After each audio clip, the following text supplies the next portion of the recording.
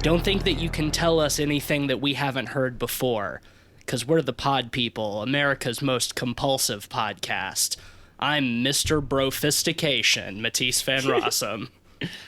Hi, I'm Cleveland Mosier, and, I'm too much of a wimp to be a serial killer, I guess. I'm Ben Sheets, and I'm both a lamb and a tiger, depending on the day, how much sleep I get. Well, we are very excited to be joined for third-time guest of the Pod People, Katie from Lambley Optic. Katie, thank you for joining us. Welcome. Welcome back. This is Miss Sophistication.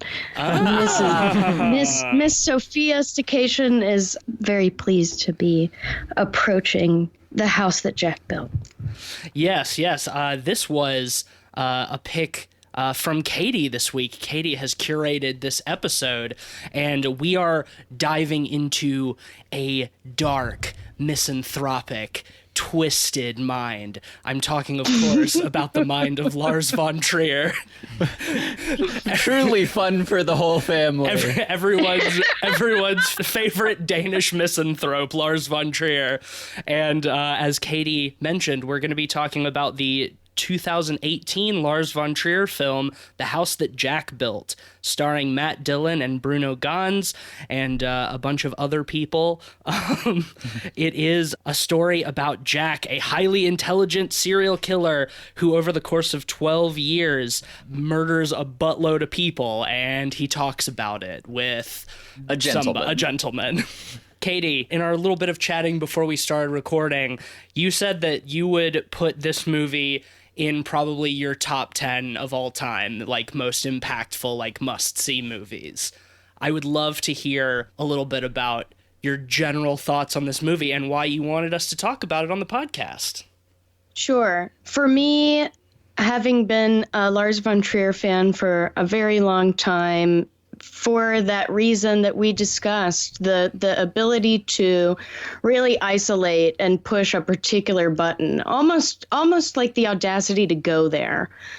Lars von Trier, for me, I've always relied on him to be able to get me to a place where I feel like I can work on things that people don't always want to think about or understand. Like it can put me in a state of mind where I can confront aspects of the human psyche that are touched on by other filmmakers, but there are other filmmakers that would also show up in my top 10.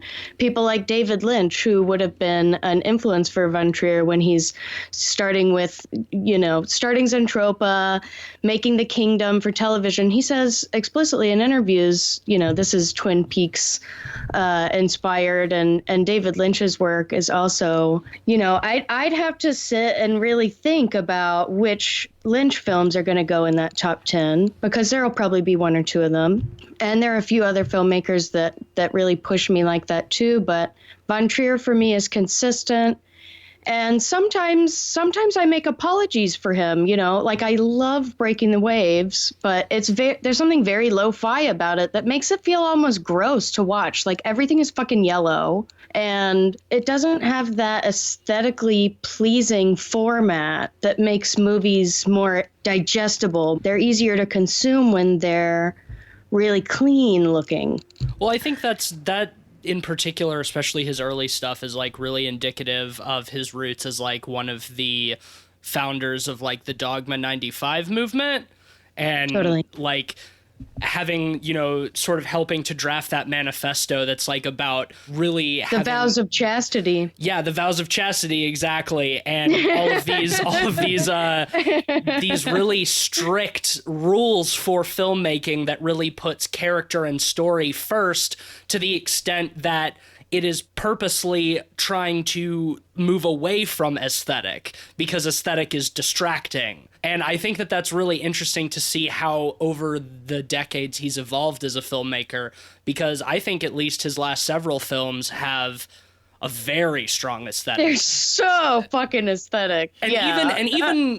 even when he sort of started to move away from that with stuff like Element of Crime, which I think is also extremely aesthetic and stylistic, Yeah, well, what's funny is Von Trier really uses aesthetic, even in his early films, as a part of what he's trying to go at, and they're very meticulous in their intent. And it goes back to, pushing buttons, like you were saying, Katie. It's very emotionally manipulative at times, but it's so intentionally so. And Well, Von I Trier think when you say intent, intent is like you're trying to pick up on the spirit of the moment. And Von Trier consistently is trying to pick up on the anxiety of the moment as he is able to access more tools to emphasize the aesthetic feeling that I think he always had as a filmmaker. Dogma of 95 for me was like, you know what? Fuck aesthetic because it's so expensive. Right. Fuck aesthetic because it requires so much coordination. I think it was a way of salvaging the auteur and making it more democratic. It's just a way of saying you can tell a story and do it in a very, it's not even skeletal, it's almost neural. It's almost like rather than, when people talk about really going deep on a thing, they'll talk about getting to its skeleton, like its most fundamental pieces and parts. But for me, maybe sorry, I'm drinking this delicious Truly seltzer. Maybe you guys can get a Truly. I'm also drinking Truly right now. Well, we're getting to the truth of things, so it's appropriate. And Truly. This is blueberry and acai flavored, so it's delicious. I don't remember what I was saying. Getting to the meat of something. Yeah, the skeleton. Except for me, this is neural.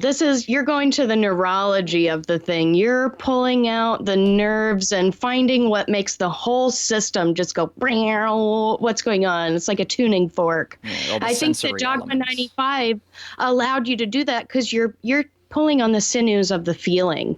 You're not just trying to tell a story well, and you're not just trying to follow the rules that make something uninterrupted, even spatio-temporally for a viewer, for an audience member used to certain patterns.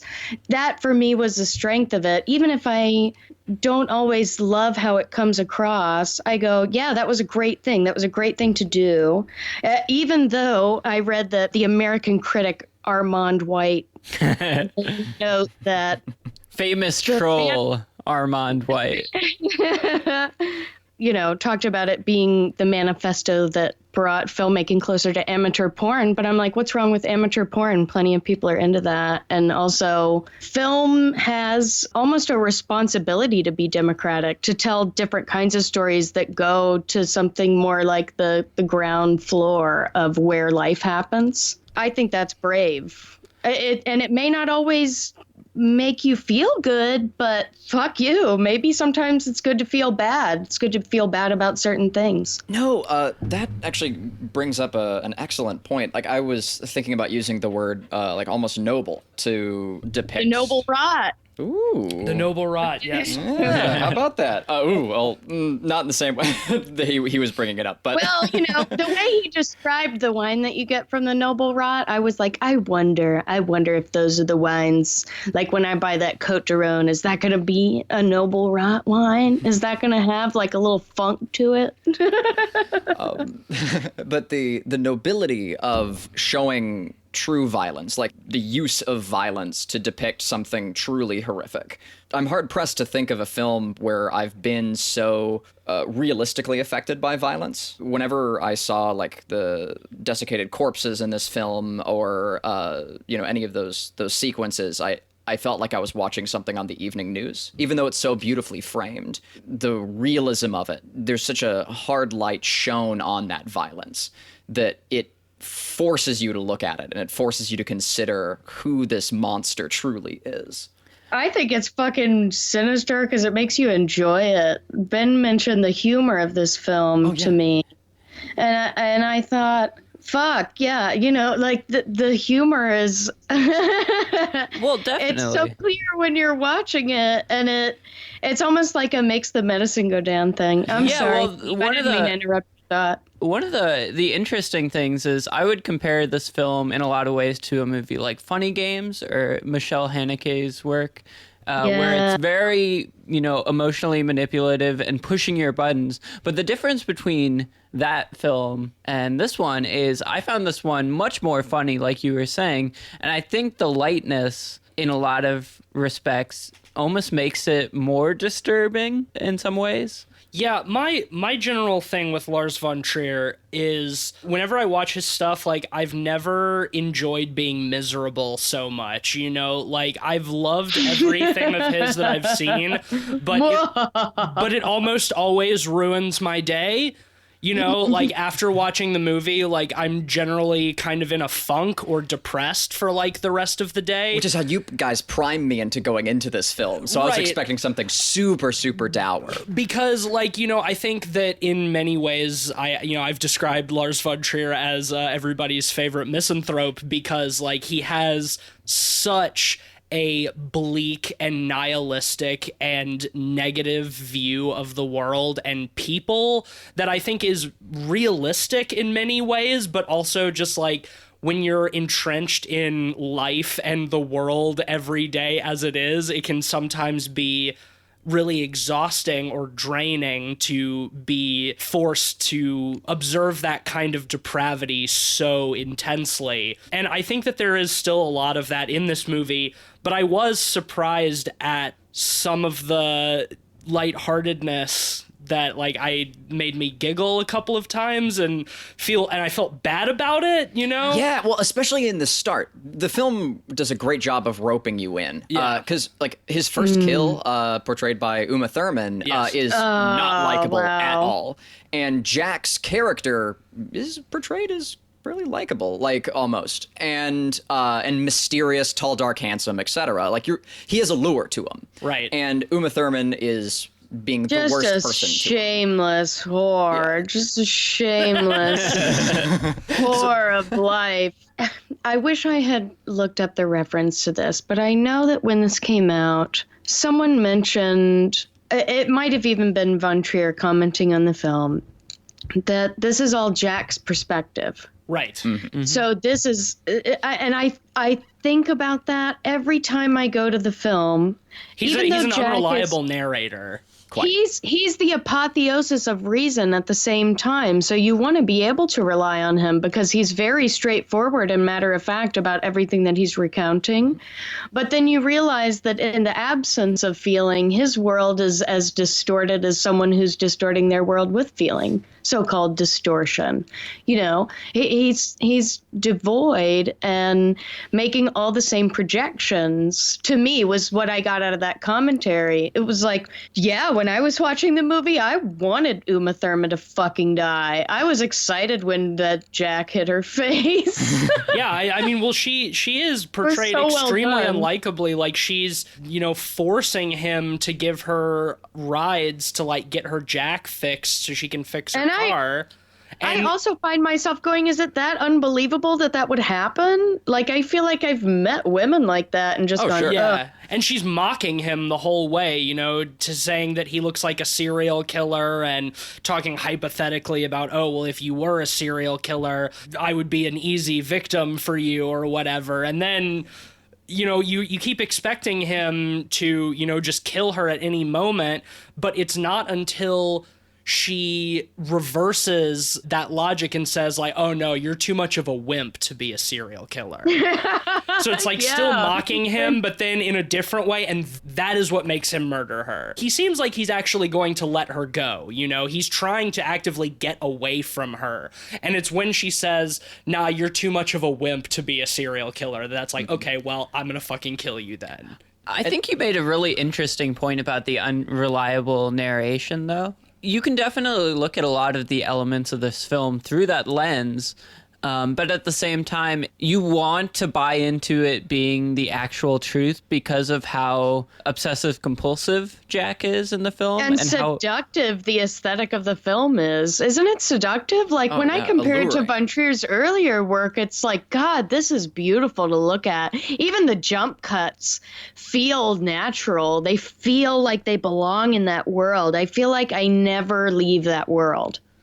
Well, what I think works with that is the obsessive compulsive aspect of it. I think Lars von Trier shows that in all of his works. You know, even the dogma stuff, while it's not focused on aesthetics, all of the rules and limitations really bring out kind of the obsessive compulsive nature and the meticulousness of von Trier himself. I think even the principle of creating a set of hard rules to follow when creating art, which is in so many ways so antithetical to the idea of art, that shows a high degree of obsessive compulsive nature. It's And in that to respect, have to compartmentalize it The man so has much. his problems. And I'm of not course, going to say the sociopathy. man doesn't have his problems. Well, Well, going I think the most neurotic people oftentimes make the best films. Yeah, and going So- off of, you know, von Trier being a bit obsessive compulsive, I view a lot of this film as self-reflexive of von Trier looking at the nature of his own work. Right, he's interrogating himself. He's characterizing himself as Jack and all of the women that he's killing and Virgil and just going, all right, what am I going to do when this is what my mind is? Well, I mean, it even gets to the degree at one point late in the film where in one of the interludes between the incidents, we have a montage that is just all of von Trier's films. Yeah. There's just a montage of his own stuff. Stuff that Jack did. Right. Yeah, exactly. The house that Jack built, and while he's doing, like, while we're seeing this, like, Matt Dillon is talking about, like, the value of icons. And I thought that was a really interesting, but also quite masturbatory thing for von Trier to do. And I mean, I think that kind of is like him in a nutshell, you know? That's totally appropriate. Zentropa's straight up making porn, so what can you do, you know? Yeah, well, I mean, If also Von Trier- he famously if Von Trier has... wants to stroke himself in the process, you know, I feel like I'd be one of those people who would try to meet Von Trier, try to interact with him in some way, and be that quintessential story of never meet your heroes. Yeah. Till they disappoint you kind of things. Because I would just be like, you know what? I don't think you're a total sociopath, and I don't think that it's irrational for you to have the kind of bitterness that you do have about the world, because I see through your bitterness and I see what you want to be able to believe about the world. I feel like the house that Jack built was him being able to characterize something like the mind and the soul being combined in reason, and what the apotheosis of that can be in the absence of the spirit. This is like my grand illusion to draw out the Jack. It's really like he's an expert in all things, so quote unquote left-brained, and he's very effective. He's a very effective human being. He's profitable even. He's not really offensive to anyone but the people that he's killing and society at large, even though he seems innocuous to most of the people who come in contact with him. So this kind of psychopathy is, I think, something that von Trier is exploring about being the kind of artist that he is, being the kind of artist who wants to look at the dark honestly. I think it takes just as much strength of spirit to do that as reason. And I think that von Trier, maybe even through the way he relates to or deals with women in his films, is kind of doing that. He's trying to find out what is not contained in musings of the mind or the soul. Like, okay, Jack's going to hell, but even if you do see him yearn for the Elysian fields, even if you do see him trying to get to the bridge back across to heaven, because of his nature, you just go, yeah, that's where he belongs. That is his house. Everything about how he's believed and willed and behaved has earned him a spot in hell. Well, I mean, while we're talking about that, kind of, I guess, starting with the very end of the film, spoilers, I think that what is so indicative of that idea as well is, when Virgil takes him there and, Jack asks what's on the other side of the bridge. And he says, oh, it's a way up and out, but there's no way to get across. But, some people have tried to climb around and failed. But I just brought you here as like a favor so you could see it. You're actually a couple of rings up, so we got to go back. And I actually wonder if in that moment that Virgil is lying to him because he knows that by bringing him there, Jack's compulsions and his confidence that has, led him to be a serial killer and so confidently believe that he won't be caught, that same compulsion would inevitably lead him to try to climb around the pit and fall into the deepest circle of hell. And I think that maybe that's where he actually belongs. And that Virgil brought him there because he knew that he would put himself there. Even though he says, oh, you actually belong a couple of rings up. I wonder at the truth of that. I don't know. I'd have to. Well, think maybe about it more. that's just a way of saying like the afterlife tries to meet you at your level, and if you want to outdo the afterlife in your own depravity, then go ahead and aspire to the idea that someone like Lars von Trier would ever be able to be perceived as an innocent.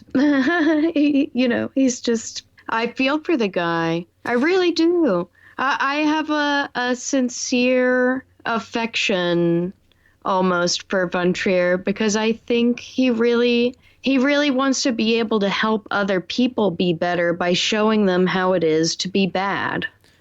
And how banal it can be to be bad.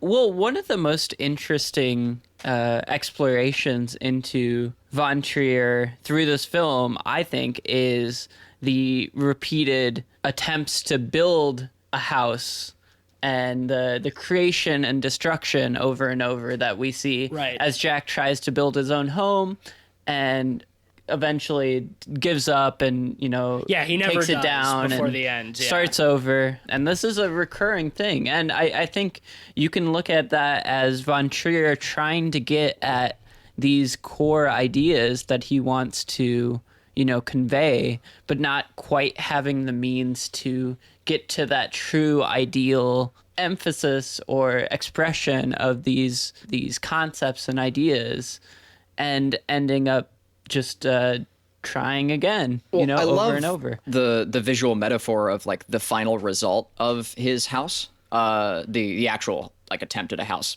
being made out of people. Well, no, not that one, but the other one that it cuts back to when he says like I tried but I never finished it, and we see a structure that the 3-story with the one. Yes. Yeah, the one on the far left side. And isn't that a great like visual metaphor for Jack being like not a complete person in that like he doesn't have that feeling. He doesn't have. He's almost just like the first layer of psyche, like insect layer. He's at the bones, and that totally illustrates my. Yeah. Oh well. Absolutely. Well, and going off of that too, insect sociopathic. Going off of that too, it is an empty structure at the end, and I love the idea of von Trier reflecting on his own work, thinking that he's getting to something grand, but the people around him, viewing his work and seeing some of the surface level, depravity and the things in the movie more than the themes and ideas, and that being what leaves it feeling empty and ultimately a failure in von Trier's eyes. And the world he has to live in. What house can a von Trier be home in? Well, I do think it's interesting that he has said that he believes that this may be his last feature film. and that he might Interesting. and that he might just stick to like TV for like the rest of his career. And Well, I read that this was originally supposed to be prepped TV, to yeah. be a TV show. Like an 8-part miniseries or something like that he then decided to. And it just makes me wonder, like, comparing the like empty house metaphor to like Von Trier and his work, and like trying to attain what he would consider artistic perfection, but not reaching there, so trying again. And it almost makes me wonder if he feels like he attained it with this movie, if this is like the house that he has finally built, that now that he's done it, he's satisfied. I don't know. I mean, many directors have said like, "Oh, I'm done making movies after this film," and then they come back and make a bunch more, you know. So I don't know, but I think there's an interesting question in that. I wish I could add to it, but this was my first Von Trier. Oh, no shit. Cleve, I've got to hear what you think. I adored it. I thought this film was a masterpiece. It truly horrified me. I think because I found Jack to be so likable, especially at the beginning. After the film was over, I said, like, this film's almost a black comedy. And I think, Ben, you said, like, it pretty much is a black comedy. And I think by the end, I was so horrified by those attempts at humor that, like, Oh I my couldn't God, even that's find my it funny anymore. Like, it was really cool to be, like, roped in like that. Tragedy and comedy, being able to like really hone in on the line between those two things is impressive to me. Truly. A lot of fascinating comparisons to H.H. Holmes, the real-life serial killer, the Devil in the White City, who lured people into his massive, like, self-constructed hotel and murdered them, because Holmes was known to be, like, very friendly, very, like, sort of a man about town, and had that same, like, likable, sort of mysterious allure to him that Jack did, as he brought people into this strange house. Matt Dillon just gives an incredible performance. He's amazing. You know, in this, I read that he studied Ted Bundy pretty extensively. Oh, in the run-up nice. for this. Oh, like in his speech patterns. Yeah. And speech patterns, and also, you know, conceptually. Yes. I would like to offer an alternative take, because I think it's really interesting that you found Jack likable and charming. Because, At the start. because I found him detestable and creepy from the beginning. And I mean that in the best way. Like, Sure. he's an ideal villain. But even from that first scene with Uma Thurman, and we're talking about how unpleasant her character is, I also found his way of dealing with that also very unpleasant. And I think that it's like, what's so beautifully indicative of that for me is the scene where we see that he cuts pictures of people out of magazines and glues them onto the wall so he can practice facial expressions in the mirror, because he's a true empty, emotionless psychopath. And when, you know, as he's narrating that, we see him like trying to smile in the mirror, and it's like the most unbelievable, ungenuine looking smile, like showing way too much teeth, no warmth in it whatsoever. And I feel like that's how he handles every interaction in the movie, that he's so cold and lizard like.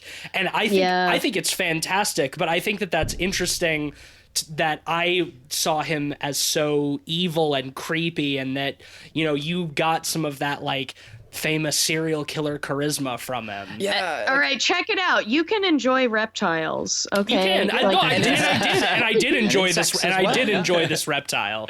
Like, I thought he was great, but like also just like so hateable. Oh yeah, I mean, like, it's the likable killer. I was almost thinking that we were gonna get like a Dexter or something. Like, I'll never say that word again on the podcast, I promise. The first killing feels justified because you're going, this lady fucking deserves it. But then he gets to the pensioner. And the That's where things come pensioner around. fucking devastated me, man. I was just like, oh my God. And I think it's a comment on something like plebeian stupidity, but it's also like, Well, Yeah, like trying to get into the My home, pension? like, ugh. I found that whole interaction so creepy and unsettling. Like, As kind soon of as funny it's in the too, house. but like as like just standing there for like a good 5 minutes watching him try to unconvincingly talk his way into this woman's house, this random woman who he's just gone up and knocked on her door, and he is so fucking creepy. And any normal person would be like, oh my God, this guy is a fucking murderer. Like, his lies are so unconvincing. He's so bumbling and clumsy about it. And then, yes, he fucking says, he's like, oh yeah, I'm an insurance salesman and I can get you double your pension. And like, that's it. Like, as soon as he mentions Appeal like to greed. appeal to greed, and she lets him in. I thought that sequence was pretty funny, actually, just because how drawn out it is. The lengthy Yes. interlude where he's acting like he's a cop, Yeah. but refusing to trying show the not- badge. Oh, you he's should trying- ask that question. Like, it's He's yeah. trying not to physically force himself inside the building. He's whole- trying not to physically He's like a force himself vampire. inside. He has to have permission. And he's taking it in layers. He's like, all right, this layer's not working. This superficial story is not working. How can I change this so that at least she'll keep the door open? Well, the thing is, too, I feel like so much of his killing that we see in this movie is an exercise in, like, what he's able to get away with. Like, pretty much all of the victims we see, he gives them multiple outs that they never take. And it almost feels like he's trying, almost begging them to not become victims. See, I and that don't they continue... see that happening at all in any of the killings.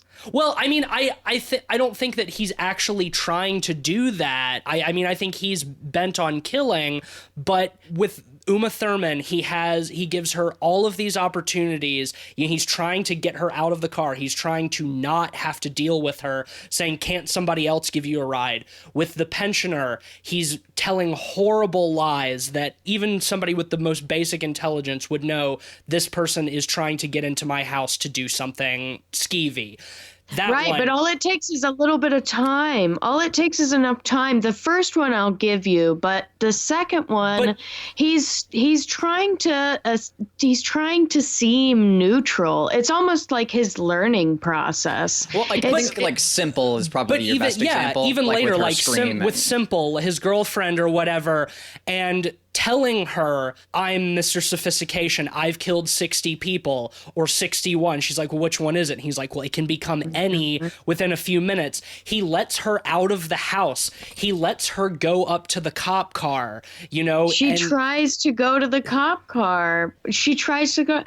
Even so, she still comes back inside with him, and then he even lets her lean out the window and scream for help. It's like But that's just it. He's trying to figure out where the line is with each one of his victims, where they've gotten to a point where there is no getting back. That's my point.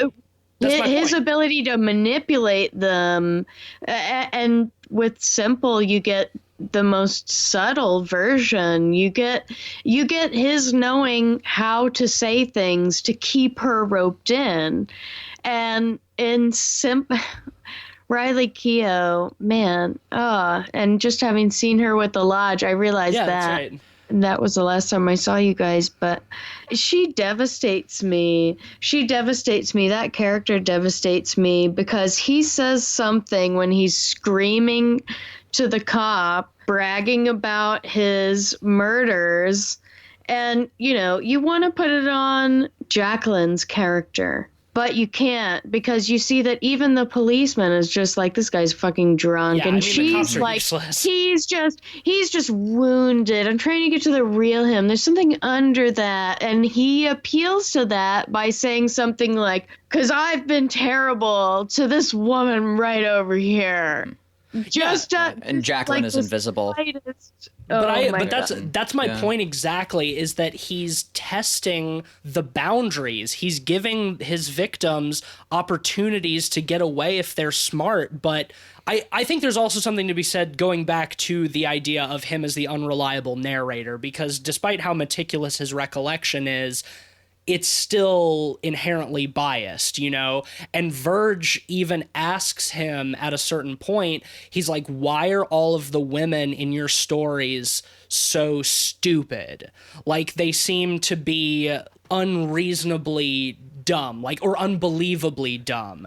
And I think that that is, an interesting idea, because we are getting this only from Jack's perspective. And we might be seeing these women how he sees them, as stupid lambs to the slaughter, you know? It certainly doesn't help that Jack is shown as extremely pretentious and self-aggrandizing throughout the Yes. film, Extremely. to the point where Oh, that's one of my favorite sequences where he's got the cards and it's going through. I was all about to say the Bob Dylan music video type of thing.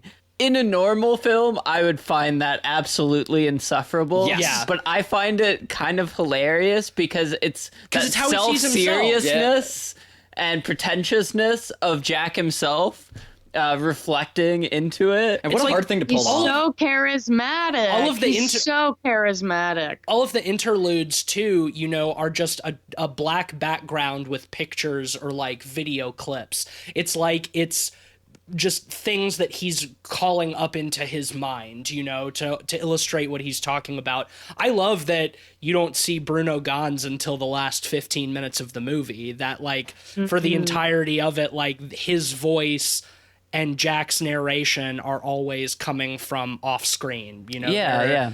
I do have a third take on the situation with Jack sort of putting himself in circumstances where like he could be caught and quote fate sort of decides otherwise.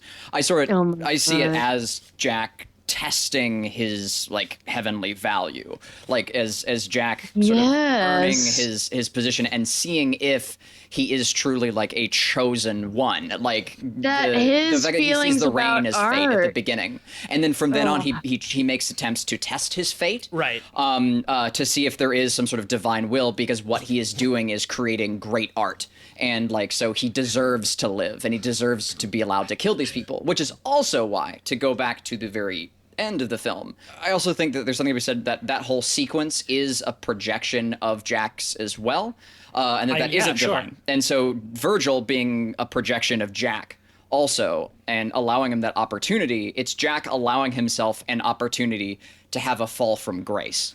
And I mean, it would be characteristic of somebody as pretentious and like sophistic as Jack to put himself in the role of Dante in the Inferno. And also Satan in that respect. And Right. Von Trier being in the role of Dante. He's the one who's created the work, and Virgil is the one who's taking us through the story. So where do you draw the line? This is what's so interesting to me when you start talking about having a director who's got a vision and he's got a mind and he's wanting to create a thing and it's its own world, and it has to have the same amount of consistency, almost like a person does. When you see it play out over an audience and it gets that much bigger, that's why someone like Von Trier excites me, because I think that maybe not everybody can get into it, but for those who can let themselves be open to it, it does something strange about being able to look at your own demons, I think. And I don't identify characteristically at all with Jack, but I definitely identify with other people in the film. Think about his friend. In that sequence where he's in the trailer and all he has to say to this guy, the guy with the red robe, is, I always thought of you as my best friend. And then suddenly, like compliments him. And then the guy's face starts to relax and he starts smiling at him. And it's like, man, I don't know about depictions of stupidity, but I definitely see depictions of innocence. People wanting to believe that the person they're dealing with does not have evil motives. It's almost like, give me any reason not to think that you have evil motives, and I'll want to believe it, and I'll hold on to that fantasy that as long as it seems like someone doesn't have that motivation in them, that they're probably okay. I think it's fascinating to have sympathy for these women, and I think you do absolutely have sympathy for them. Yeah. I mean, I think you're right. Like, stupidity is like Virgil's word, like when he asks Jack, like, why are all these women in your story so stupid? Like, why do they allow themselves to be killed when you give them so many outs? But I think like thematically, you're absolutely right. Like, it's not really stupidity. It's innocence, or if anything, like naivete. Like, you don't want to you don't want to believe that somebody could be capable of the things that Jack is capable of. And I think it's Jack's contempt for that. It's the tale of his contempt for that ability even. Well, you get that reflection of a desire for goodness in all of the victims, even at near the end, where he had lined up all of the victims in a row, and he was talking about the FMJ bullet. See how many how many people he could execute with one bullet. And the guy in the front couldn't help himself but to be good and be helpful. And I think that's so indicative of all of the victims in this film. It's not naivete, even, in my opinion. It's a desire to be helpful and to expand on good in the universe. I don't think the two are mutually exclusive, though. I think you're right, but I think that there's absolutely naivete in the such ready willingness to believe that somebody won't do something horrible to you just because you are good to them. I think that it's unfair, that people like Jack exist in the world. Like, you should be able to trust people and not worry that somebody is going to come into your house and murder you. But it happens, and oftentimes there are so many it's in much subtler ways, so you don't even think most people aren't gonna well, yeah, I mean, it's so much of it is completely banal, and I think that's what Lars von Trier was really trying to go for in this movie. Like, he said in an interview that the house that Jack built is meant to be a celebration of how evil and soulless life is. And once again, like, that's von Trier being a complete misanthrope, but I think it's really well portrayed in this movie, because in a good world, these people wouldn't be victims, and that they strive for goodness and empathy and stuff like that. But the universe is just like in Antichrist, chaos reigns. Like, entropy is the true nature of the universe, and like that structure breaks down. It's a bummer. But it's really I mean, there are definitely dark spots, but I think it's almost at the same time a way of drawing a parallel between the brightest lights and the darkest darks. Ooh, and you see it in that illustration with, absolutely. It helps you to define outlines, right? So it's almost the way of hearkening to Jack's supposed likability in his expression, almost like his phenotype. Like, he can seem on the outside to be maybe someone who would be entertaining for you. If you weren't someone he chose to kill, maybe you could be around him and like basically enjoy his company. We're only getting to see Jack in his moments where he's killing or he's contemplating it. So we're getting not just Jack's account of all of these experiences, but we're also only seeing Jack at very specific nodes in these experiences. Like, you have to wonder how much time he's spent with this poor mother to get her to trust him around her sons. That He's not in his position by duping people's naivete as much as he is able to leverage it. Right. definitely. Well, it's funny you mentioned earlier that the second incident was the one that like really upset you. And it's interesting for me because I found the second one pretty funny overall. It was the third incident that was particularly upsetting for me. Because the second one can almost be described as a comedy of errors. Yeah, with all I the felt for repetition that of the second lady. one.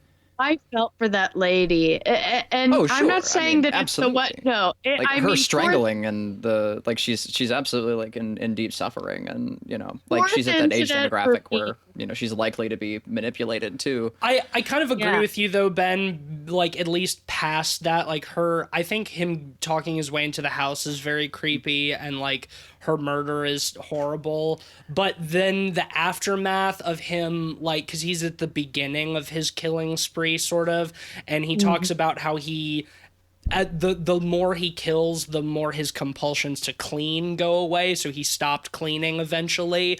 But in this one, we see him clean up the place meticulously, then get into his car and start thinking about somewhere where blood might have landed that he didn't check, and goes and back that in. amazing soundtrack. It's so funny because it happens, the repetition happens like 4 times, and every time he It was goes back in the To a house. I think it's comical 3 degree. times. Well, also the sound that you hear is the same one that they use when they reveal Virgil, and also it's the sound of the pit that he Yeah. falls into.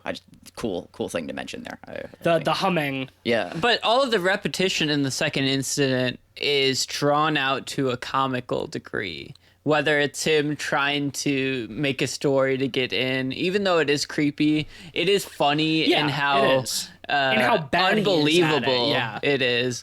And as well with all of the cleaning, he pulls off the smallest, most minute things to look under them, and there's blood under them. Well, to and- the point where it starts getting funny when the cop is nearing and he's still running gotta go back inside. in. Yeah. Well, yeah, and then the cop shows up, and he actually talks the cop into going into the house and is telling him that he thinks something bad happened here and that they should investigate that room specifically very closely, which is, I don't know if it's like his subconscious wanting him to be caught or his supreme confidence that he's cleaned it so thoroughly that they could come in and do a complete forensic investigation that they wouldn't find any evidence, or if it's a combination of those two.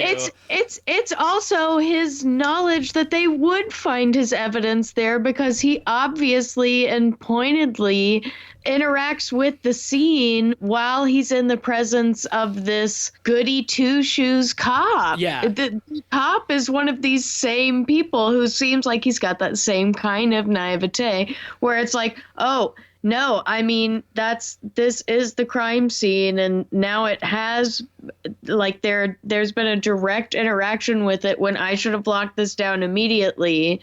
I don't have any power in going after this guy now. Besides that, Jack has cleaned it so significantly that even if they did find other trace evidence of him there, even if there was blood, anything, he's already there. Yeah, the cop And has seen him in the room. Yeah. He's there with the cop.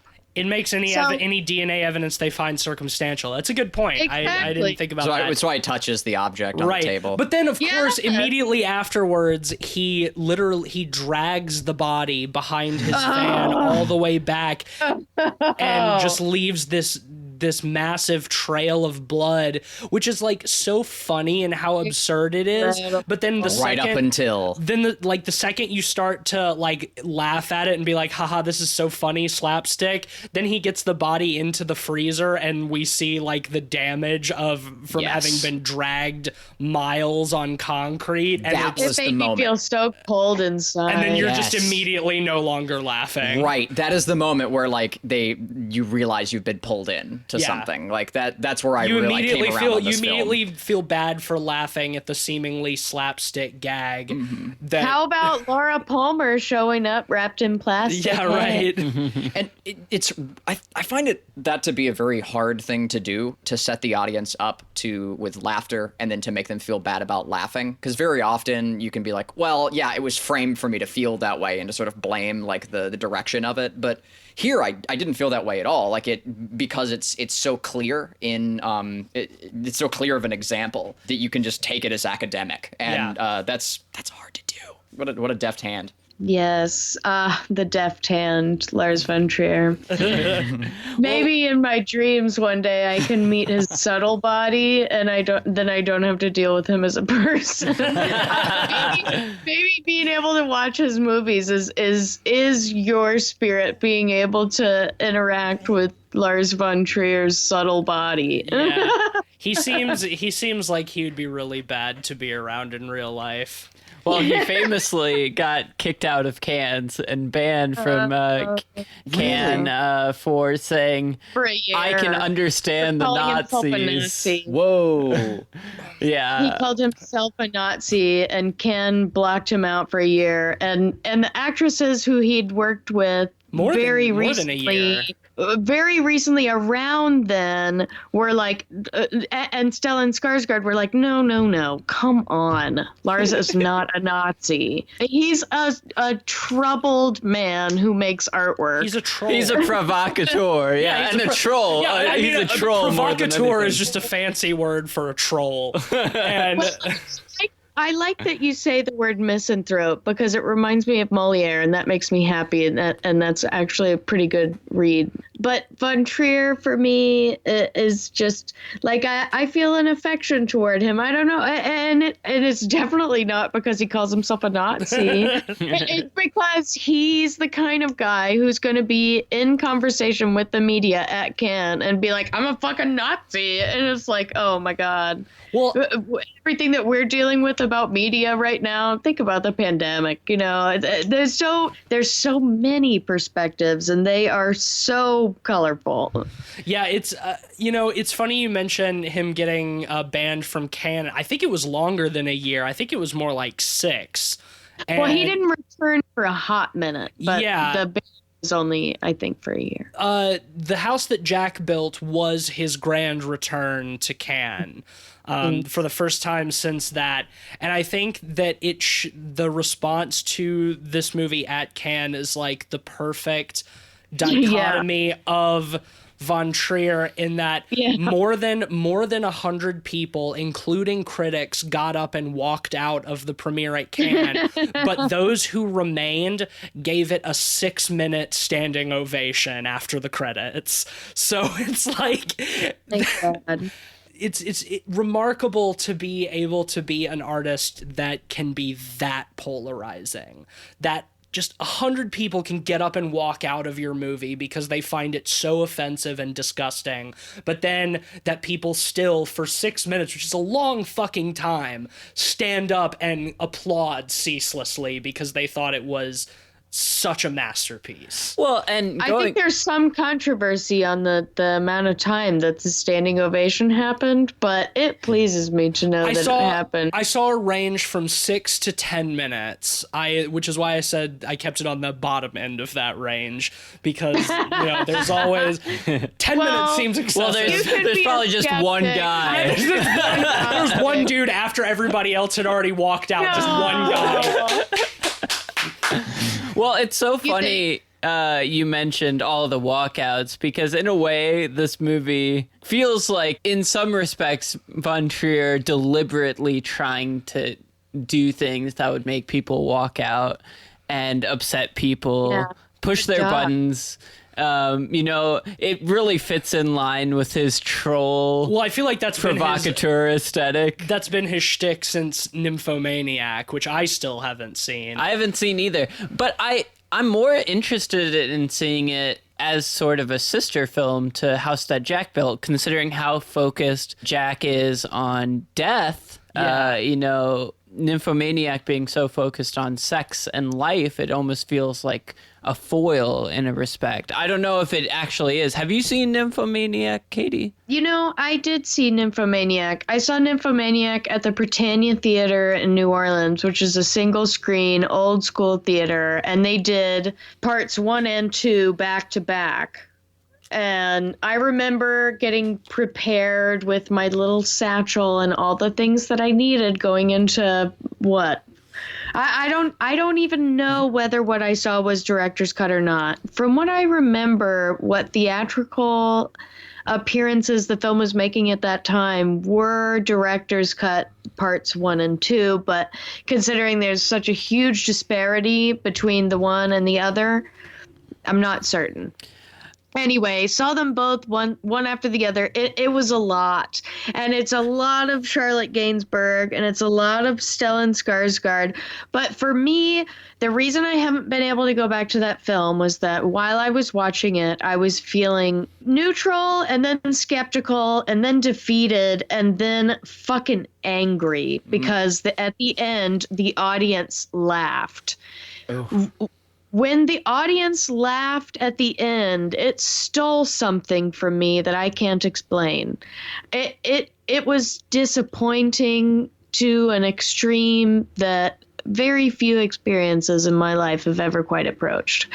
So I haven't been able to revisit the film because of that particular experience in the theater, knowing that I was going, I don't know if this is pushing that button that I want when I see a Von Trier, and then believing in the aftermath that the end might have done it if the audience hadn't laughed.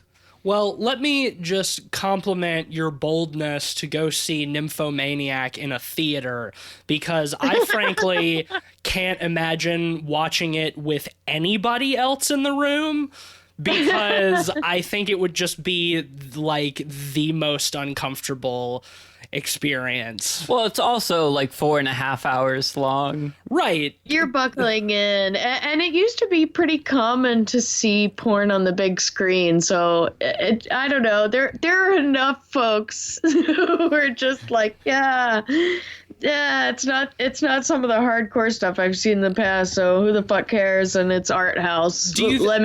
What kind of darkness can you show me? No, I haven't, and this is a bit of a tangent since we're talking about Nymphomaniac, but instead of the house that Jack built. Guys. But no, it's fine. I'm curious, like, do you think that, I obviously haven't seen the movie, so I don't know what actually happens at the end, but could the laughing have been like nervous laughter because they're sitting in a theater watching an art house movie with a bunch of unsimulated sex for 4.5 hours?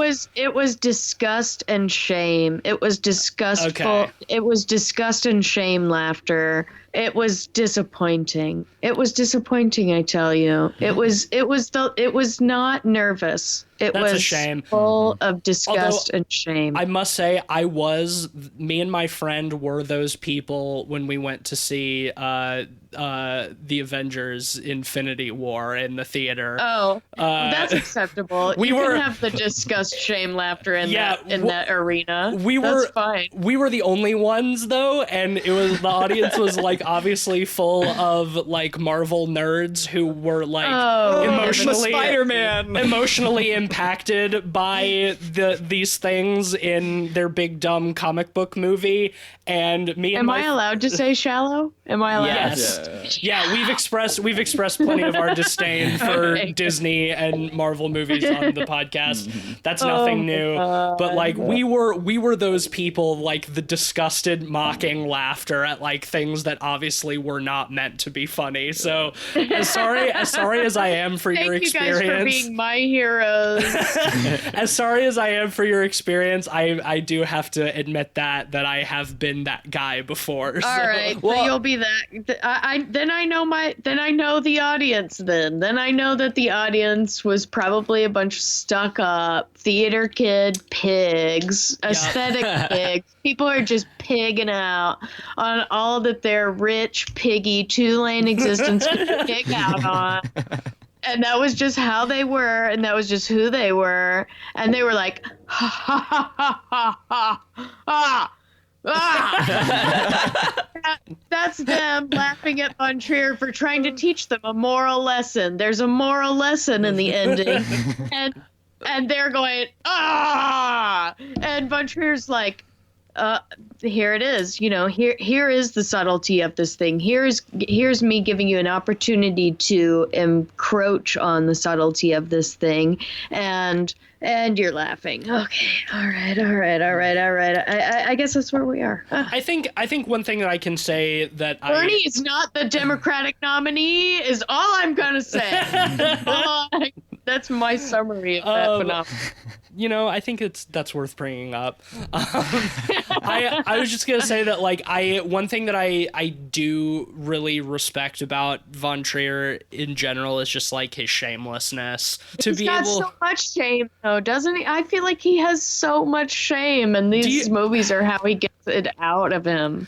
I mean, maybe that's so, but to bear those shames to the world in mass media is that's so bold.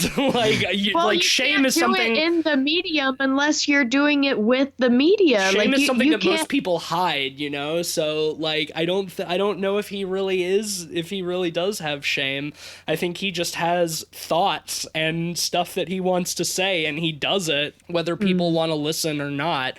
And obviously from your nymphomaniac experience, there are plenty of people out there who don't want to experience that. Well, the reason I brought up Nymphomaniac to begin with is, as someone who's seen both, do you think there's any sort of connection between the two, considering death versus life, or? I think it's an interesting proposition, and I would say that if you were to compare the two, if I was to compare the two just off the cuff, for me it would be that Nymphomaniac is a way of depicting a certain kind of sophisticated femininity, while The House That Jack Built is a way of depicting a kind of sophisticated masculinity.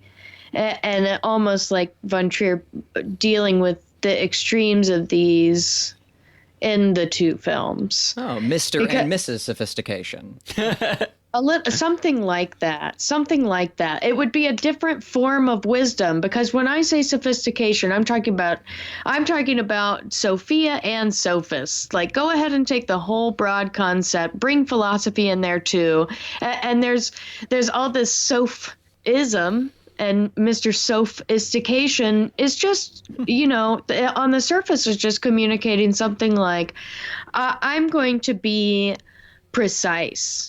Mr. Sophistication is a precision. That's the quality that he's trying to communicate. But the sophists were trying to teach reason without spirit. And then the philosophers take over, and they're like, soul and mind, and the relationship between those things are really just mind. Let's go hardcore into mind for a hot minute.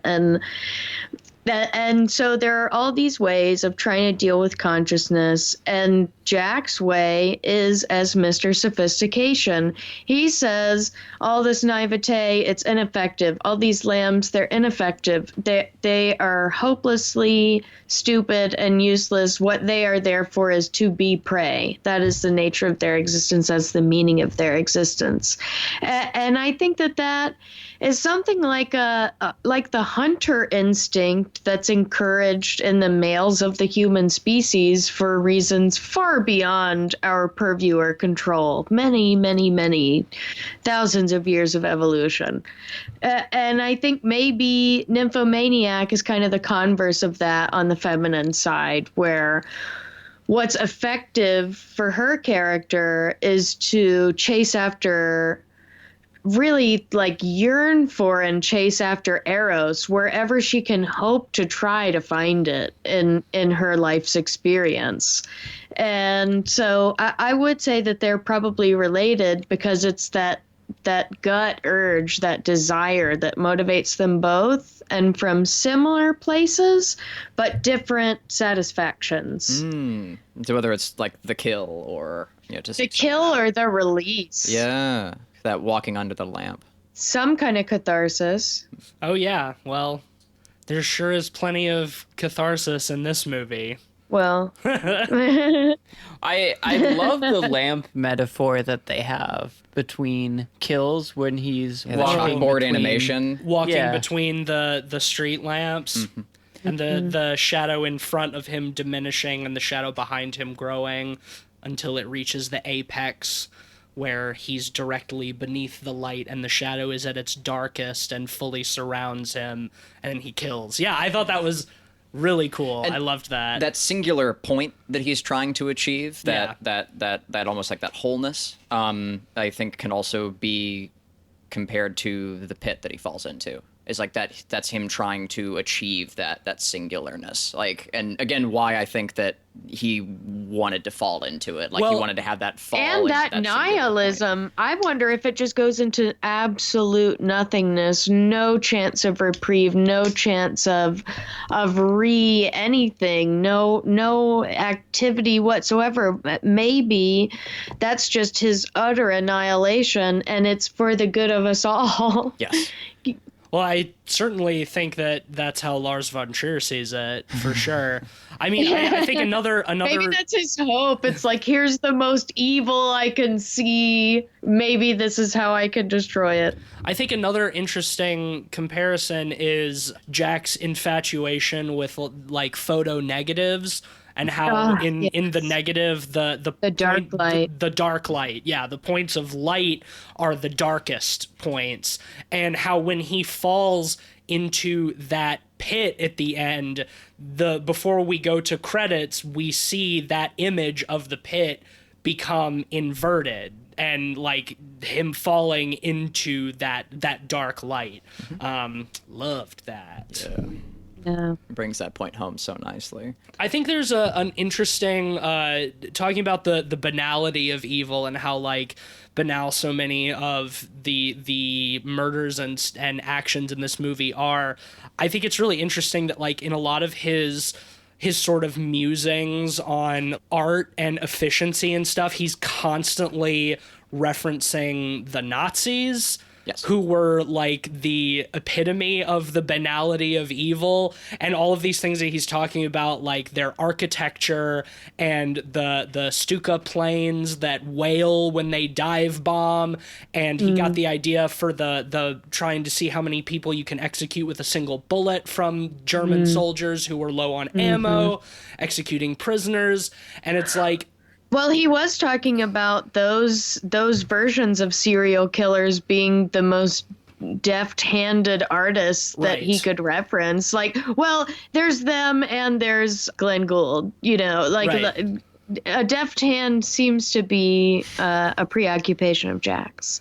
And also just a fun little Easter egg in all of that is that he's, of course, talking to Bruno Ganz the entire movie, who famously played Hitler in Downfall in that the now many times memed scene of Hitler freaking out in the bunker, which I do think is one of the classic memes.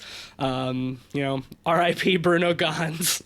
I can't believe they took my man down in the sewer like that, like they did in this movie, and made him walk through all that nasty water, as old as he was.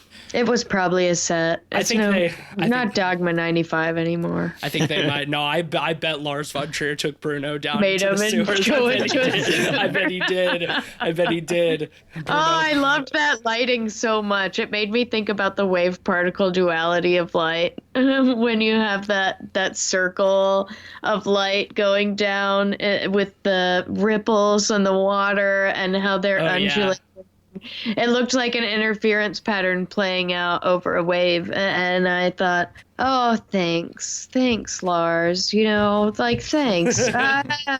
Thanks for letting me be able to go there, because it's one thing to be able to bring up Nazis. It's another to be able to actually contemplate why they're evil. Yeah. Why bad? What makes it evil? What is it about that we should identify as unhelpful for the progress of our species, and why have people bought into it as helpful and legitimate?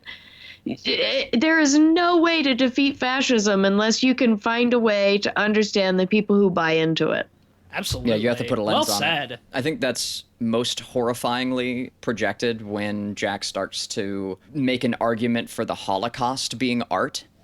Yeah. Like, that is where I was just trying to become the couch. Like, I was really grateful that there were lots of different depictions of atrocity and that it wasn't just Holocaust footage. Because it's so important to remember that our species is so much worse than the Holocaust. And that's what's so fucked up. Like, the Holocaust was fucking awful. Well, this there have is been not many Holocausts as well. Right, Belgian exactly. Congo, etc., etc. There's a whole world of atrocity and an enormous amount of history associated with it. As soon as you have debt and standing armies, according to David Graeber, this kind of shit is just going to be inevitable. I like that you bring up the fact that, like, it's trying to justify art. It's trying to justify, or like horrors as art. Is Jack is also trying to justify his own existence as, like, a lion, like, is an instrument of necessity. Like if there are lambs, there are lions, and therefore he has a house, he has a place in this world. And so it's this monster trying to justify himself and where he is. And by taking, like, atrocities and saying that, you know, they too can be seen as this thing that they're not. And it's fascinating. Culling. I think his reflections on atrocity and genocide and culling and stuff like that really goes to show, you know, just going back to our discussion a moment ago, that, like, so many of our societal systems are set up for people like Jack to succeed. You know, just looking at human history and seeing all of the many Holocausts that have happened in our history, and, like, how much cruelty and violence and death, and, like Lars von Trier is postulating, evil and soullessness there is in life. It's like people like Jack, people who think like he does, succeed, they thrive, you know. That's what von Trier, I think, is forcing us to look at. I think that's so. That's what I think he's trying to do, is show how easy it is to be taken in by evil, and how evil is not just the most obviously confrontational or negative thing you could see right in front of your face. It sneaks. It's insidious, yeah. Well, it's oftentimes, it's so boring. It doesn't present itself the way it does in movies and stories and stuff like that, when there's a hard division between good and evil.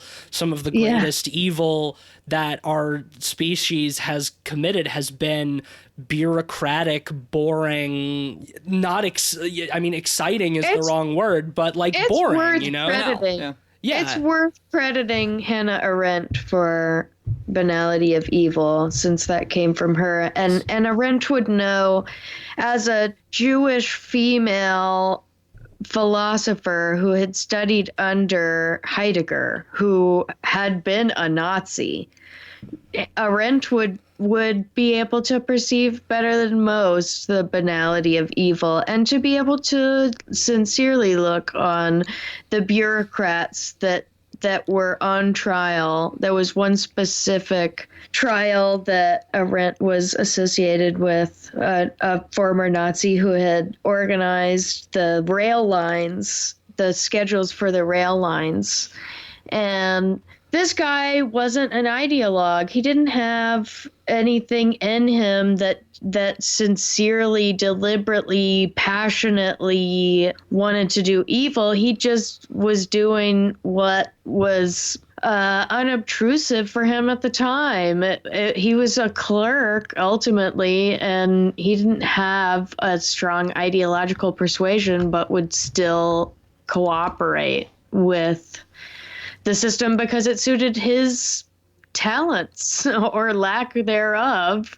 That was the horror of it, was that he didn't have any kind of substantial, you know, he's not a firebrand rebel or a proud, big-chested general. He's just a dude, and he can crunch numbers. I mean, that's why such a common excuse for things like that, or people saying, "Oh, I was just doing my job."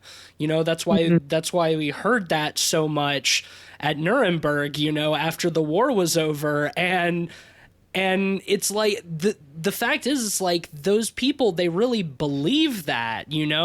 They don't feel like they were responsible for like the atrocities that the Nazis were committing. They were just doing what they were paid to do, and to have been in a system that so well trained them to not object to that and to just do their jobs and to stand by that so devoutly. And not to be able to object to it too. I mean, at some level, it's like, where does your responsibility as a citizen end and your responsibility as a human begin? Yeah, well, that's what's horrifying, because like the implication of speaking out against something like that when you're so entrenched in that system is it goes directly against your own sense of self-preservation.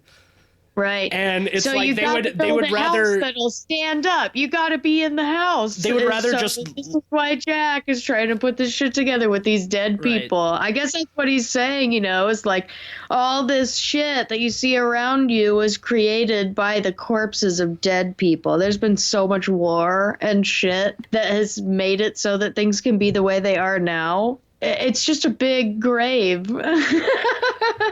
Sorry. No, you're good.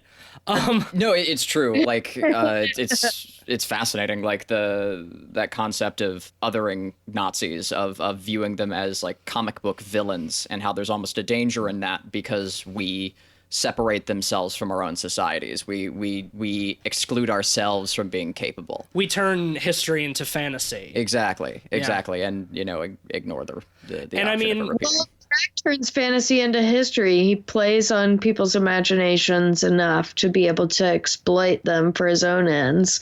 And then he gets his catharsis and walks away and has no moral attachment to it because he doesn't have feelings. And similarly, like, this film is fiction, but these people exist.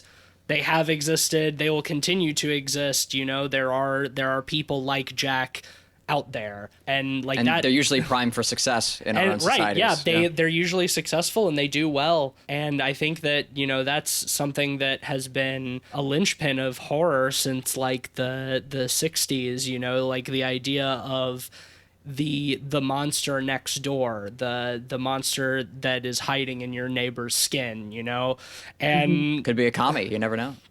Right. And back then that fear was so acute, and it almost feels like in this day and age we've grown so complacent that it's almost like we're not afraid of that anymore. I know. We need to be afraid of commies. Right. Again. Wake up, sheeple. Wake up.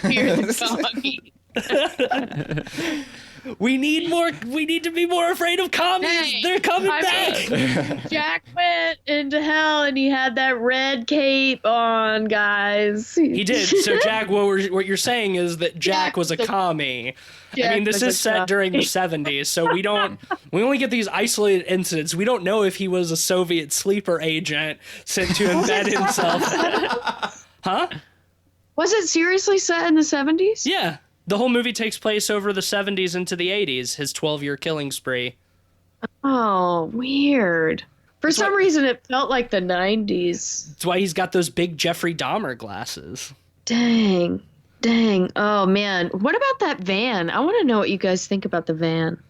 I mean, I love it. I want it. It's also serial like killer van. It is like the serial killer van, but it's like more brightly colored than you usually expect from like. I feel like it's not at all the serial killer van. This is why I'm so I agree. It confuses me. The serial killer van is like a GMC 1994 white, but the same length, like all the same forms. Right, but this white. is before 1994, so this is the 70s version of the serial killer van, when vans were a little bit smaller. It's so well kept. Yeah, but Well, that's I mean, because he's obsessive compulsive. but also like hiding in plain sight. He even talks about that, that sometimes he even says sometimes the best way to hide is to not hide at all. And like there's something when to be he's said walking for up and down the outside of that apartment building Yeah. with bodies and nobody fucking notices.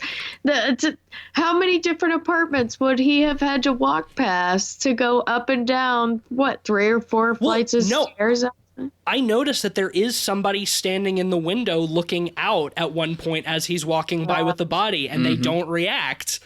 Wow. And, I think there's something to be said for driving this shiny red van all over town, sometimes dragging a plastic wrapped body behind it. You know what it is? He's talking about people that go to the movies and don't feel anything. Yeah? That's what I think. You think the so? people who don't respond, the people who don't respond to the girl who's screaming bloody murder. Help me. Oh, well, I Please. think there's way more to that than just people who go to the movies and don't feel anything.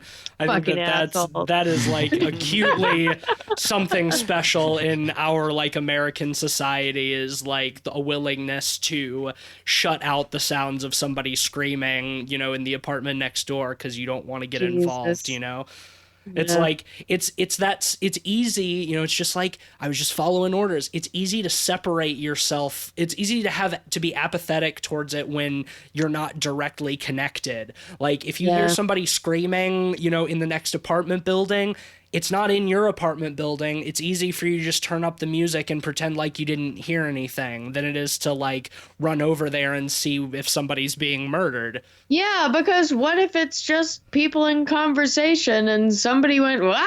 Exactly, Like, I don't want exactly. somebody You coming don't- over to my house just because I screamed. You don't know, it's like there's that distance, there's that sense of like social isolation that you don't want to be a part of strangers' lives. Also you self-preservation. You want to stay insular, and yeah, of course, like if you hear somebody's coyotes screaming, howling in the distance, you don't go outside. right? Like if you hear gunshots outside your apartment building, you don't run out into the hallway. You don't know, Right. like. So there's something to be said for that like even when there's people around, like you can scream for help, but you're still alone. Yeah. How about it? I'll pose it to each of you, and I want an answer. If you are living in an apartment and you hear repeatedly someone screaming, "Help me," do you, by the third scream, go to check it out? I wouldn't leave to check it out. You'd probably want to call in a report. If it's like really bad, like if it persists, then you'd probably maybe like also like you could shout out there someone has called the police. Like you never want to say that you did. There are plenty of options there like to help. But I like that. usually say, Someone called the cops. Someone called the cops. Never say I called the cops. That's really stupid for reasons that don't need explanation. But Yeah, like, sure. yeah. Well, like, I mean, at least in this depiction, it's Jack and not the cops. We know Jack's not a cop, at least. Right. But fuck, I mean.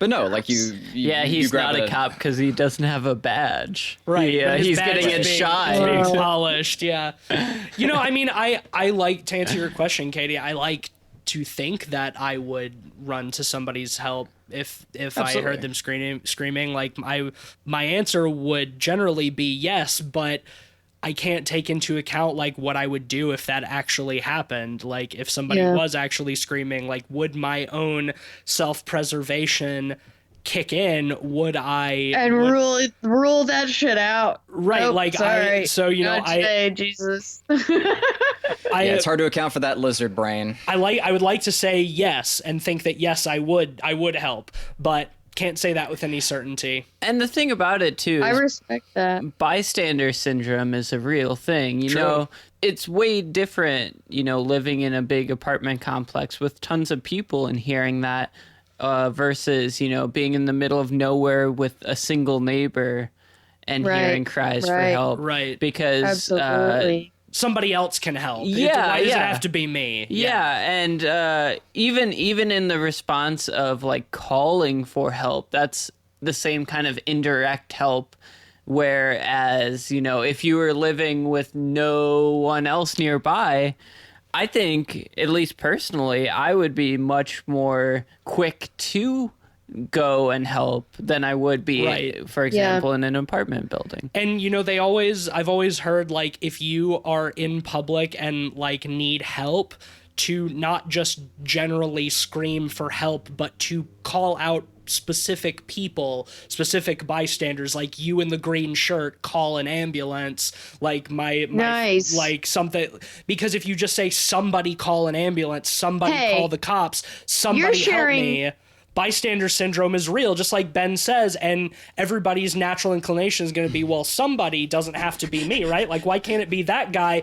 But if somebody comes out and is screaming and points at you and says, you call the cops, call an ambulance, you're probably going to snap too and do it. Geez, that's genius. You're sharing valuable information with your listeners. I want everyone to remember. I did not come up with that. This is what I'm just relaying what I've always Yeah, heard. Sure, I think that sure. like No, I get- somebody that's called the useful. cops thing I said a second ago is something I Yeah. read on Reddit like 2 days ago. So don't, yeah. But no, No, yeah. important things to know. Know your neighbors. That's good. It can really help. Yeah, I don't know my neighbors very well. That so. actually gives me a fun aside. I had a roommate who had a shirt that I thought was pretty funny that just said "somebody do something," and that was it. And we were out at Staples one time, and this elderly man walked up to him with kind of like a grimace on his face, and he said, "Well, maybe you should do something," and then just walked away. Well, I mean, he did follow the directions on the shirt. He is somebody, and he did something, yeah. by coming up to him and saying that he Amazing. should do Amazing. something. You should do Amazing. something. I think that's respectful. I respect that old I man. just love like seeing like a statement that is like intentionally like super vague and like needing to find meaning in it. Like it's amazing. Speaking of needing to find meaning in things, I did have one other thought on Jack's perception. The course of the film is him trying to justify his art in big quotes. And I love that at the end we see him in a pictorial scene because he yeah. realizes that he is not the artist. He is. When I say he realizes, it implies that it's the reality. But like Right. he comes around to perceiving That's how he sees that it. Yeah. that he is not the artist. He is the art. I liked that last week's episode was also about a descent into hell. A very different hell. A greasier hell. No, a that's much next, less. That's next week's episode. Oh, sorry. That hasn't come out yet. We've done so many episodes this week. I've lost track. No, last week's episode, we have been recording a lot out of order, but last week's episode was Jigoku. Oh, splendid. My So, pick. yeah, was Cleveland's pick. So, a descent into an Eastern hell, and this was a descent into Western. Dante's Western Solidly hell. Western, yeah. Yeah. Well, we've gone pretty long. Do y'all want to rate this and wrap up the episode? Any other points, Katie? I think that really the only point is you can't know a movie until you've watched it. So if you Facts. haven't seen it, if any of this stuff's interesting, it's a decent watch. I think it's even instructive for people to watch movies that they don't necessarily like. And Von Trier's not for everybody. But I think that this, on the whole, is an enjoyable movie for most tastes. If you're extremely offended by very, very graphic things, probably not for you. But If you're listening to this podcast, you're probably not. I mean, Yeah, This you'll one does cross a probably- certain I number think of this one- lines that even horror often doesn't, like showing like murdered children and such. mutilation Yeah, of children. The wow. taxidermy, we That's didn't that's a even touch huge on that. line that generally Jesus, should we not didn't be even crossed. Talk about that. Like, Yeah. and this film is a rare exception where Grumpy. I Oh can give my it a pass. fucking god. Yeah, Yeah, I feel that's you. we didn't Some touch on that because things that's just kind of hard to ought talk to- about. And it goes Some- back to the use of violence that was brought Yeah. up at the beginning. Like if it was Some not for the things have purpose to be experienced yourself. if it wasn't for the purpose to show you why it's bad, I don't think it would be justifiable. But in that rare context, I think that was a line that was okay to cross. How Well- perverse can a mind get? I mean, Lars von Trier begs that question every day, I think. Well, Katie, I think I probably know your rating already, but this was your pick. And so you get to go first on what would you rate The House That Jack Built out of 5? I give it a 4.5. Oh, surprising. The 0.5 for me is my own spiritual excess, which rivals von Trier's ego. And I want to believe that maybe there can be some redemption for the darkness of the depiction of that character, and that there was a gratuitousness about it that I think betrayed, almost like von Trier was whining a little bit about not being able to grow or something. For me, that 0.5 is where von Trier can go in the future, that I hope will allow him to make more films. That's interesting. 4.5. I surely expected that you would give it a perfect score. I love it. And I think it's a perfect film, but yeah, that doesn't mean it gets a perfect score. This was my first time seeing it, and for me, Lars von Trier is equatable to like a night of binge drinking. Like it's fun.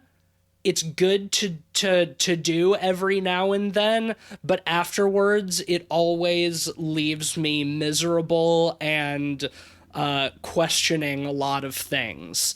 And you know, not something that I want to do every single night. So like von Trier is that for me. I can't always handle von Trier, but when the mood is right, like he always like really powerfully delivers, and I think there is no difference for this film. I'm gonna give it a perfect 5 out of 5. I did not find any real flaws with this. Like, as there difficult, are no technical ones. It is beautiful to look at. It is beautiful. Even the artworks that Jack makes are beautiful. As difficult as some things are to watch, and as just like dark and just like cold it makes you feel a lot of the time. Like, I mean, it's an incredible work of art, I think, and if you are brave enough to stand and look it in the face, then like you'll get a lot out of it. I think that's absolutely the case. So a perfect 5 for me. I knew I was going to give this film a 5, like as soon as the credits started rolling. Like it struck me very deeply. See, what's very interesting for me is I don't have that same association with von Trier. And went into the podcast not even realizing that like the general hopelessness was a part of his own personal philosophies. I saw this film as just a depiction of that zenith of evil, like of that dark hole, like finding the darkest like hole you could find, like the dark in humanity. Yeah. Exactly, like that is Jack. And it works very well as a standalone piece. You don't have to have. Yeah, and I think seeing it as that without like it being tainted by Trier, like without it being sort of affected by that philosophy, I finished the film still seeing good in the world. I still saw, like just, if anything, it gave me more appreciation for life. It gave me more of a love for like the lamb of things, because like of the great risk you take at being a good person, because these people are out there. There's still beauty in the world, and I appreciate it so much more having to suffer in these moments. And having to look these realities in the face. Yeah, absolutely 5 for me. And, whether that was his intent or not, that's certainly how I read it. And I hope for the better. Well, when we first finished this film, I was having a hard time deciding between 4.5 and 5. But with time to gestate, I realized a lot of the elements that annoyed or upset me were very much intentional. And whereas, the worst of von Trier can feel like he's being provocative and button pushing just for the sake of button pushing or being provocative, this film had enough depth to move beyond that and feel like it was actually intentional and trying to convey something with that. And even more so, I found a lot to glean from it being metatextual on the nature of von Trier and how he views his work. And in that respect, I came to appreciate it a lot more. I'm thankful we had the time to give this a couple days to gestate after watching it, so I could collect my thoughts. But this is a 5-star movie. I think everything it does to frustrate or annoy me, it's done with intent, and there's ideas behind what it's doing with those things and why it's doing those things. So. I guess you're right. I'm not gonna take my rating back, but if I'm rating the film itself, it's a 5 out of 5. If I'm rating, if you want to give it a 5 out of 5, you can. Transcendental object at the end of time is what I'm getting at, and I think that's what Von Trier's getting at, and that's kind of what I rated originally. It was like, wait, are you pushing us to the next level of our evolution? Is that what you're doing, Lars? I'm 4.5 out of 5. There's no platonic ideal of a film. I mean, I think that considering that, I would still be okay to put this with the rest of our golden pods as a unanimous perfect film, because, well, I don't know, Katie says it's perfect, and even though she gave it a 4 out of 5, that still makes our average a 4.9. So I mean, honestly, it's like a 7. It's like a 7. It's the transcendence of an 8. It's like 8. See, that's what I'm saying. Like, I don't think we can have this be a 4.9 average and not. It's a special film. Yeah. I do think one last point I want to bring up, to sort of go back to what you were saying when you were giving your rating, Cleve, and how you could still come out of it like seeing some good. I was very surprised to see Jack actually fall into that pit. Based off of what I have come to expect from Lars von Trier, I was fully expecting him to be rewarded for his confidence and tenacity and to make it to the other side and ascend into heaven. I think that would have been the most nihilistic, misanthropic way it could have gone, in a way that feels very Von Trier. And I did actually read in a little bit of an interview that he was originally planning on ending it that way, and then he started thinking about Hitchcock and what he considered the classic ending for like a suspense like killer film, and that in the Hitchcockian fashion the killer does get what's coming to them and does fall in the end. And so he decided to have Jack fall. Well, yeah. I think by using like the negative reversal at the end, he gets to have his cake and eat it too. I mean, maybe, yeah, kind of. But I do think that, like, I was fully expecting Jack to fucking, much like Dante, hell is the only first part, is only the first part of his quest. And that it ends in paradise with his love, you know? Like, what I love too is, like, him falling into the pit, like, that's all in his own mind. That's in his own perception. Like, we don't actually know if he even dies there. So how is Jack redeemed? I wonder if hell is exactly what Von Trier put on the screen, and it's what we live every day. That there are ways to show windows through it, and that the hope is that Jack can be redeemed, because it doesn't do any of us any good to have them running around. Yeah, I mean, they're better off in the pit than up here with us, I guess. Maybe there's a way to annihilate cruelty out of ourselves. I Sounds hope. like we gotta hunt the hunters.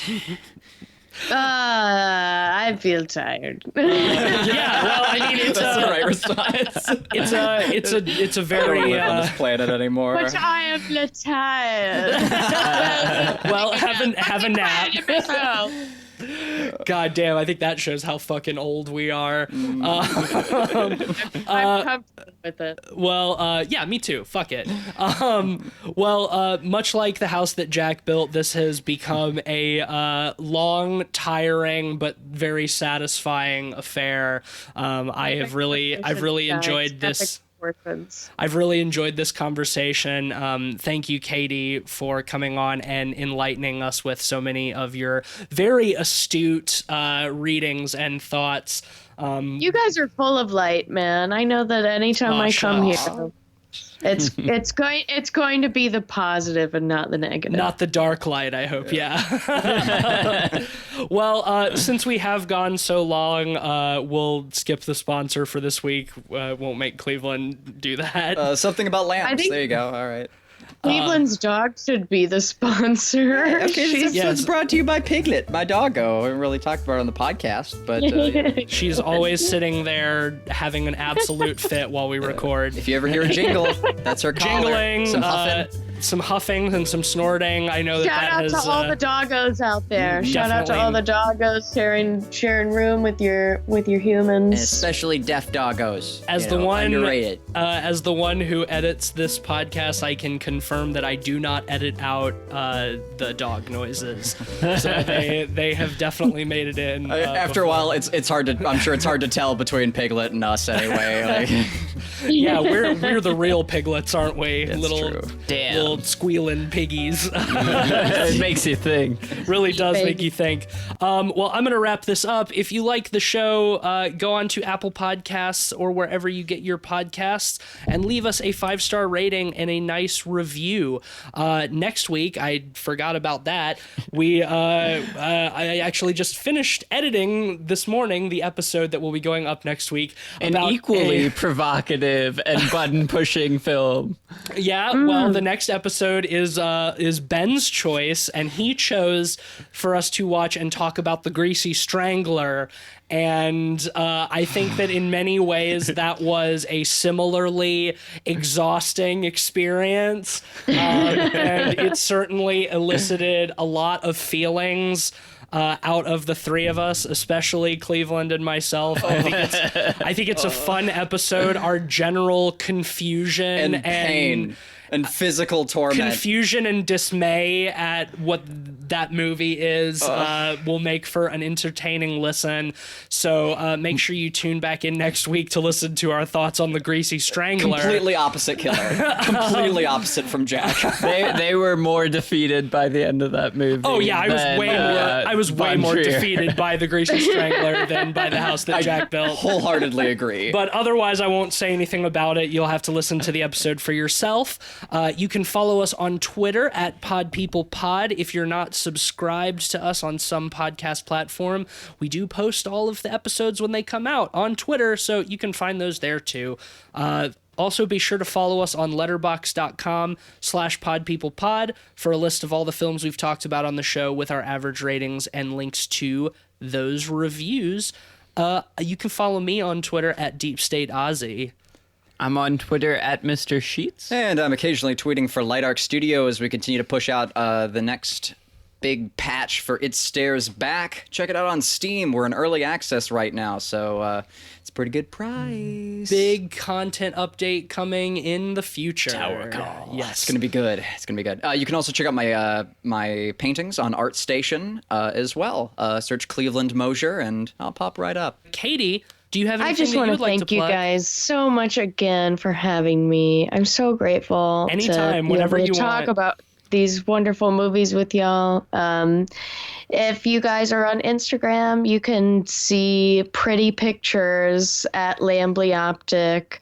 I'm on Twitter at Lambley Optic, but I'm not there that often, to be honest. And I'm on Facebook at Lambley Optic. So I'm semi-regularly posting very thorough essays on my website, www.lambleyoptic.com/blog, but only if you really have the time.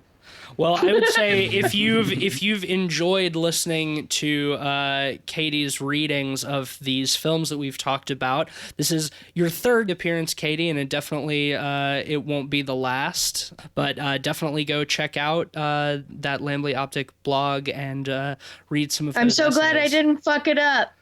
Oh I'm no. so glad.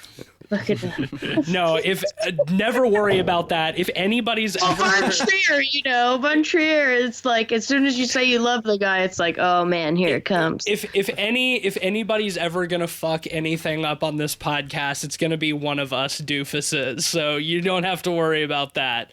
And whenever you're on the show, you're in excellent standing. Yeah, we'll have you on again eventually to do Antichrist, I'm sure. Oh yeah. I need to see it. Oh, yeah. Well, I'm doing a Fright Night, so maybe I'll send you guys the list of movies that I'm watching, scary movies on Fridays at my house with my roommate during quarantine. Oh, fun. Yeah. And see if maybe you guys want to talk to both of us about one of the movies that we see. Oh yeah, that would be Totally. fun. That sounds like a Absolutely. blast. Have you watched Repulsion yet off of that list? Not yet, but it's on the list. Oh man, that's one I really want to cover. So Oh, shots fired.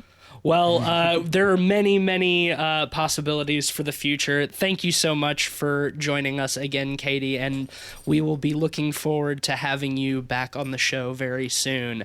Thanks to everybody for listening. If you're brave, come back next week for the Greasy Strangler because bravery is required. I'm gonna go mope in a closet. Good night, everybody.